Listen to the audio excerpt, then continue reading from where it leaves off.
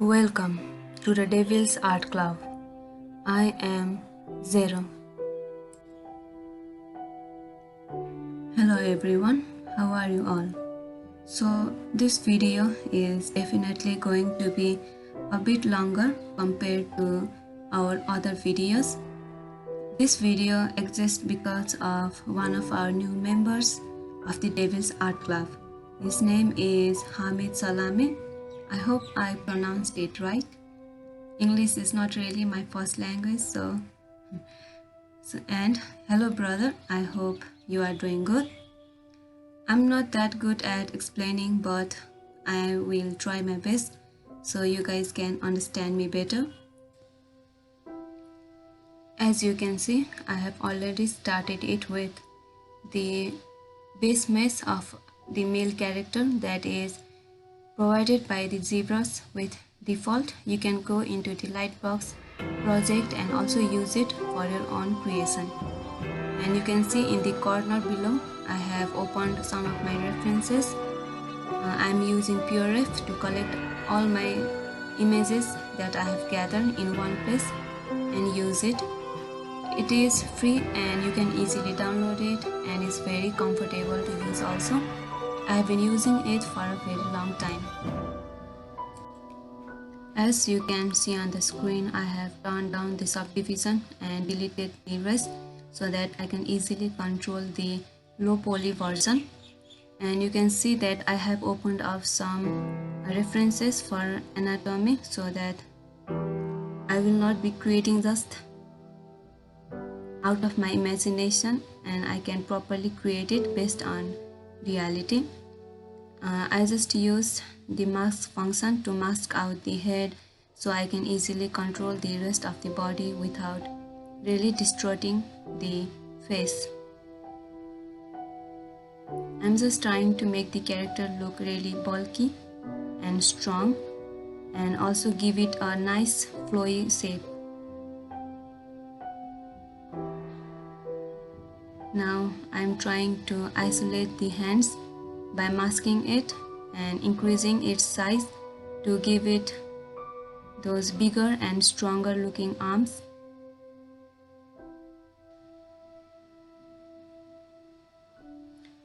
Don't worry about your details in the beginning, because right now we just want to focus on the proper shape. As long as we have a very strong silhouette, even if our character doesn't have much detail, it will look good. If you guys have noticed, in a lot of very simple and stylized characters, they don't have much detail, but their silhouette, their shape is so strong that the design is really good and it is visually very appealing to our eyes. And now I finally started to work on the face, and you can see I have used some of the references of old people that I found on the internet. Try to use very good high quality images so you can properly understand the shape. I'm not directly copying the image of the old man that you can see in front. What I'm doing is I'm using the folds. As you can see, it has a lot of nice folds and wrinkles, so I'm just using that and applying that idea, applying the way the folds are being created in the old man in the image, and using it for my creator so that it will look a lot more believable.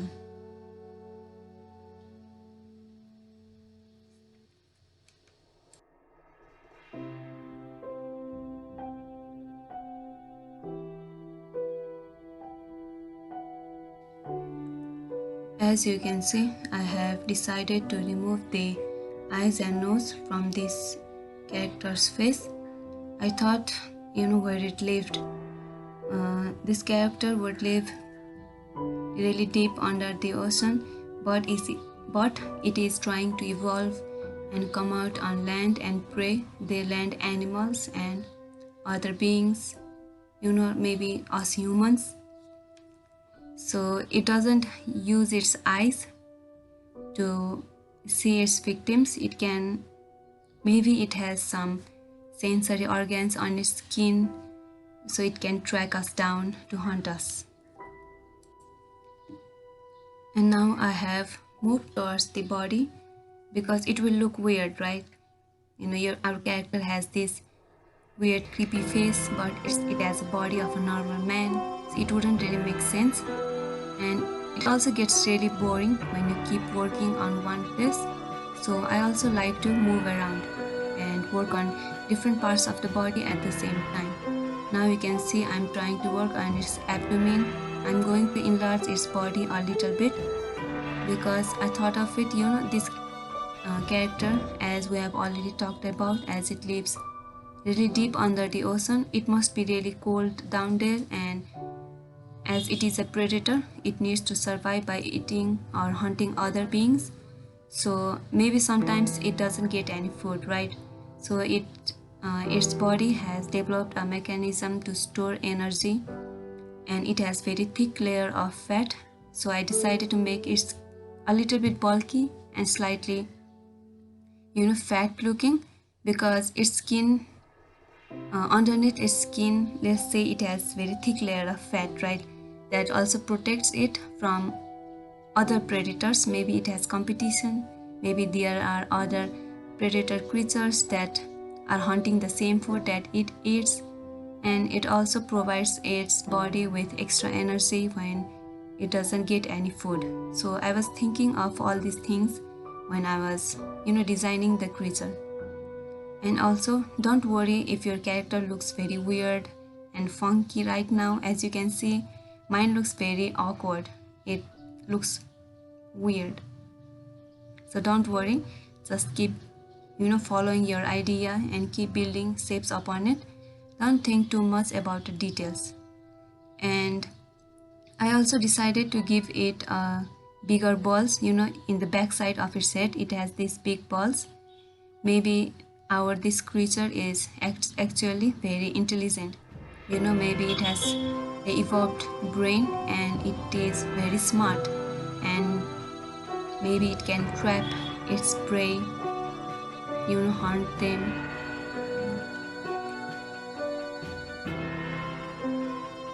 As you can see on the screen, I am focusing on the chest anatomy right now. In the preference, you can see the image that I'm using. So because our character is a predator, right?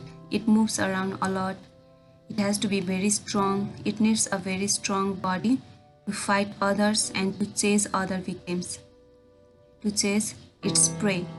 So I decided to, even if our character is fat and bulky, I wanted it to have this nice definition of muscles, with very visible muscles.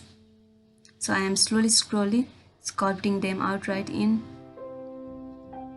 Use good references, okay everyone, it helps a lot, especially when we are working on anatomy. Especially if you are working on humanoid characters, it is very important to have proper anatomy, or else it will look very off-putting and the overall body is not gonna look that good. I'm just looking around and trying to see how it looks from all the direction, because we are creating this character in 3D, so we have to be careful that it looks good from different angles.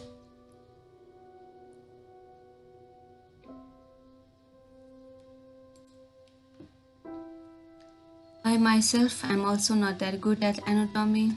My knowledge of anatomy is quite lacking, and I know I have to study a lot and improve, but I do get a bit lazy sometimes, and I know I have to study a lot. So everyone, if you feel a little bit bored sometimes, anatomy can be really boring and can be very difficult to study. So take few breaks here and there, maybe separate few hours, maybe half an hour when you feel like you're in a good mind, in a good state of mind to study it. Don't force yourself too much. Just take good care of yourself, because we are artists, right? We work with the help of our brain. We create good ideas. So if our mental health is in a bad situation, it will be very difficult to create good designs and to come up with good ideas. Or maybe we can just use you know, our mental health. Maybe you are going through something, maybe you are going through some stress in your life.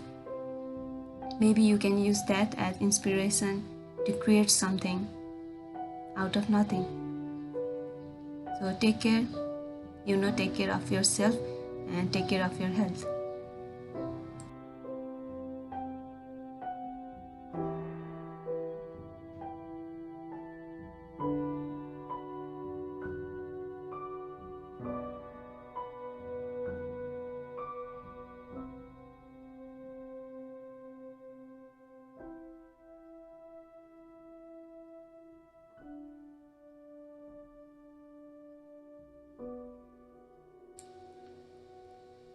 We have already created a nice basic shape for the overall body, and it is starting to look like it is getting together. It is starting to look like a proper creature now. And I was also getting really bored of working just on the body, so I decided to move towards the face, because we haven't worked on it like since the last time. And it has this weird stupid looking smiley face. As you can see, we will be changing it in the future and make it look a little bit more scary and slightly creepy and unsettling.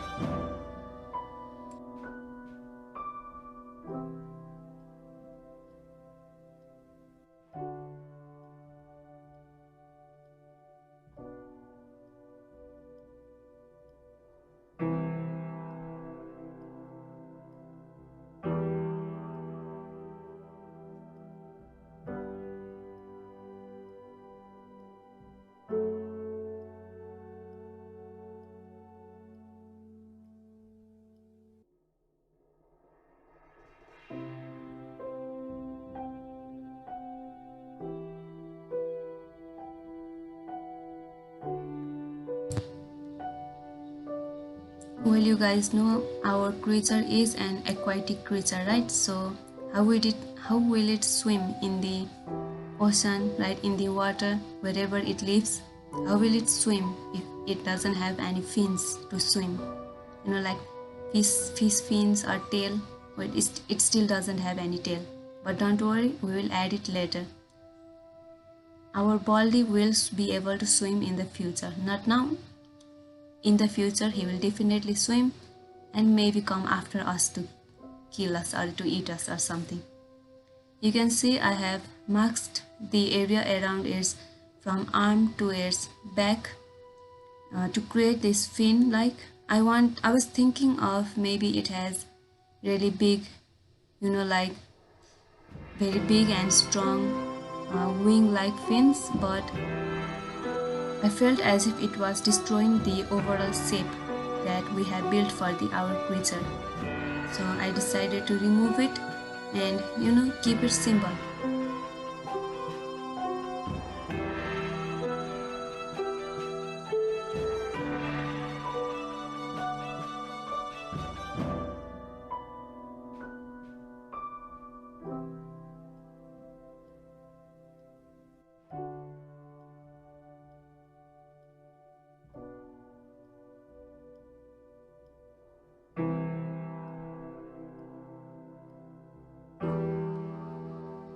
And now our handsome bald boy finally have some tails to swim on it.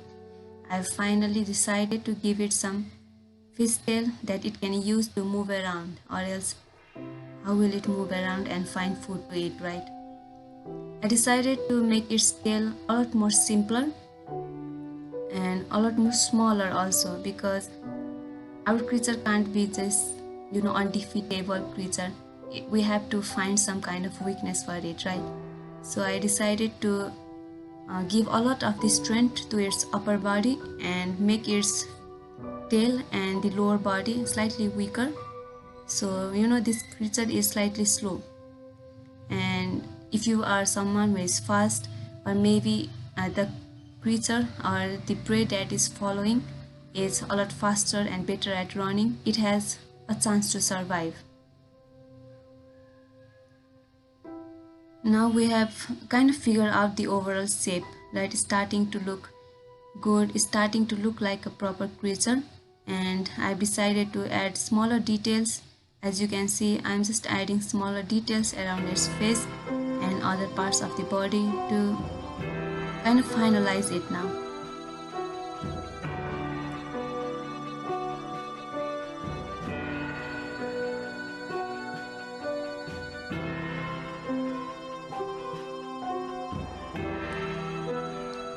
As you can see, our very handsome bald boy is very round.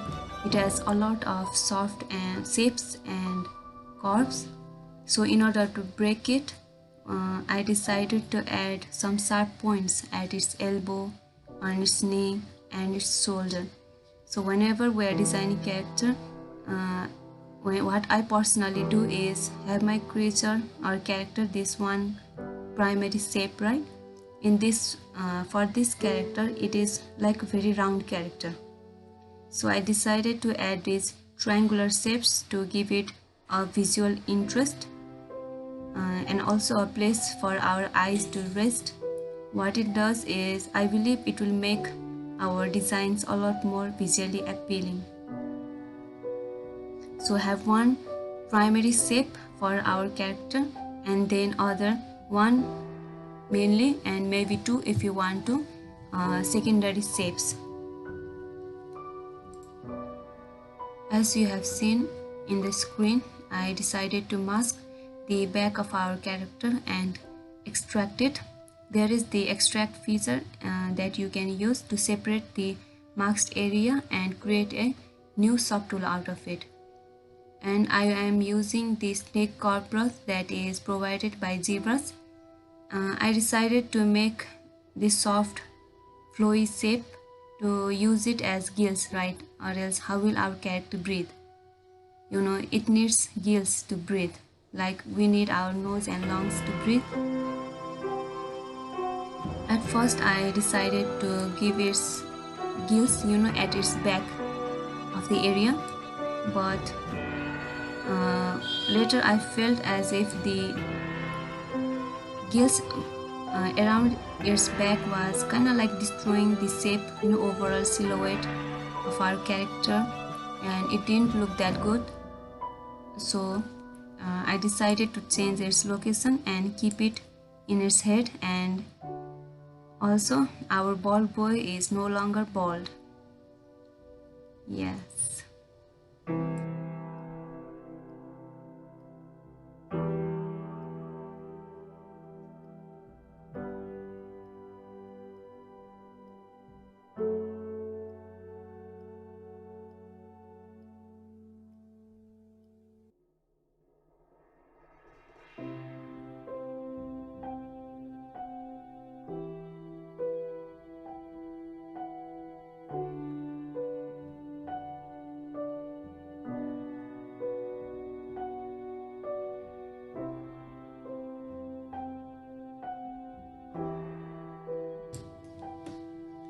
So now we are finally done with sculpting on Zbrush, and now we will be moving towards rendering, and we will be moving towards Photoshop.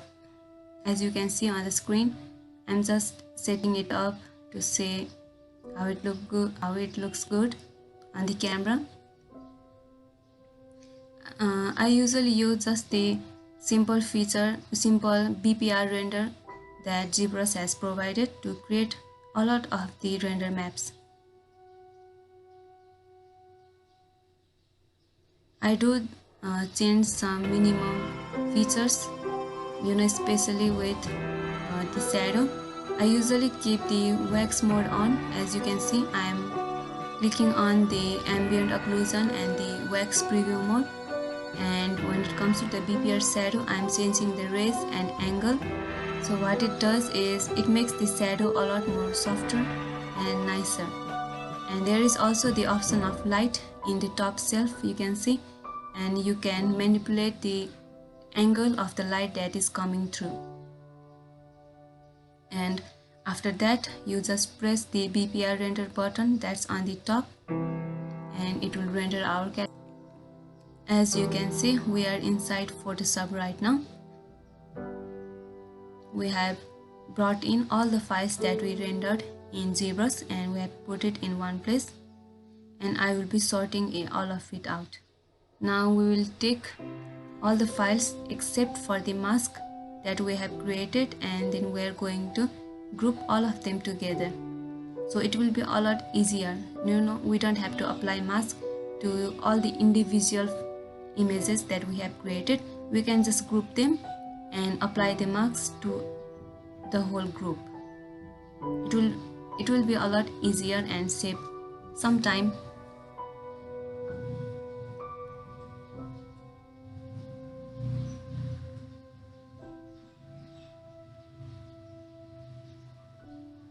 I'm using the color range to select the white area of the mask and then clipping it to our main group. As you can see, it has been separated. Now what we do is we always want our base render to be on the bottom and the other composite images on top of it, and then we want the ambient occlusion, we want the depth, we want the shadow, and the mask should be on top of everything. We'll use the multiply blending option that we have in Photoshop and apply it to them. And I'm here going to mask the depth mask that we have created from Zbrush. I've created a clipping mask and I will be changing it a little bit because I felt it was darkening the overall character a little bit too much. So we will be removing the effect of the depth map around its face and a little bit in its other part of the body too, to make it stand out from the background. We always want our characters to stand out. I'm not that good at creating backgrounds, so I usually keep them very simple. As you can see, I'm going through different blending modes inside Photoshop for the rendered images that we have brought in to see which one will look the best and give the best result. I recommend we go through all the blending options to see which one we would like the best, so that it will be a lot easier in the future to know what we might already like, so we don't have to go through all of it at once. And now I have created a new layer on top of our group. It is an empty layer. I have used the blending option color on top of it, and now you can just paint any color you want on top of our character. You can manually use the color wheel inside Photoshop to choose any color you want. I was getting a bit lazy, so I decided to use the swatches. As you can see on the screen, it provides various swatches of different color, so I just decided to use it. You can just pick any color you prefer that you think you'll look good, and you can just apply it directly. You can also later change the color. Let's say you don't like it, you can change it with the hue and saturation or that color blending options inside Photoshop. So now what I did was I saved the image. I saved the PNG image of the character we have created up to now, and then I again rebought it inside Photoshop, right? And then I used the function. We have the oil paint function inside the filter, so I'm just using it to make it a lot more smoother and softer looking. And what I did is I duplicated that same image and I provided the noise median. There is this noise median function inside Photoshop, as you are seeing on the screen right now. What it does is it just creates a noise around our image, and it like smooths it out. It doesn't just add noise how we would add our noise on a typical basis. It actually just smoothens our creature in this case. You can use it on any character or any way you would want to.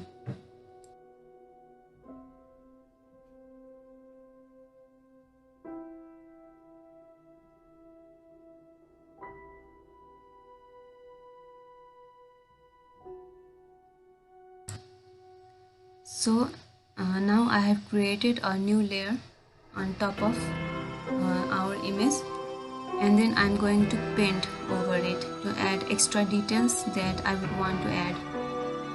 I have used the lasso tool. You can press L as a shortcut on your keyboard and just marks the area that you would want to paint on it so that the other areas around it won't be affected. I'm just using a basic default brush provided by Photoshop right now to paint on top of it, and later on, after we have decided we have finalized our design, then we can use other textured brushes to give it a unique look.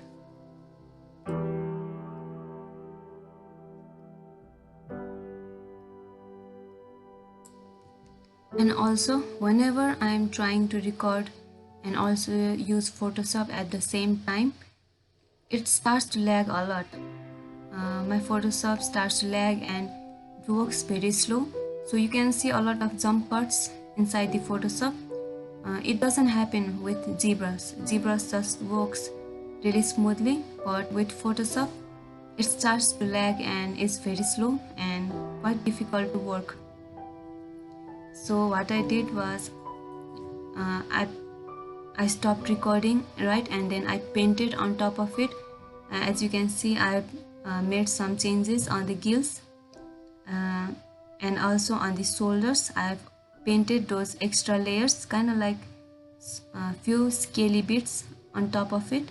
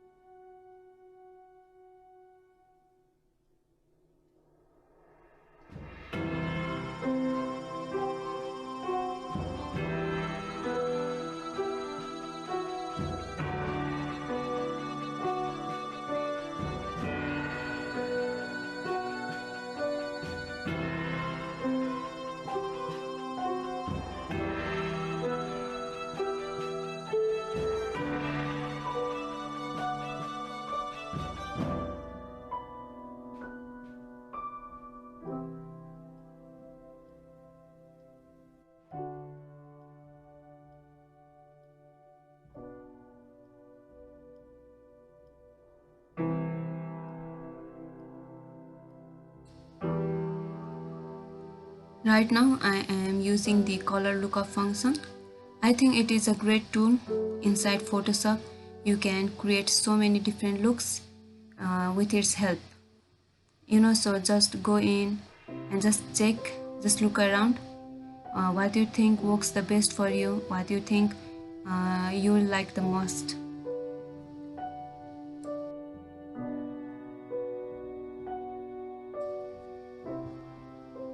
So now we are at our final stage of rendering, or should I say composition. Now I am using various textured brushes that I have managed to collect since I was born.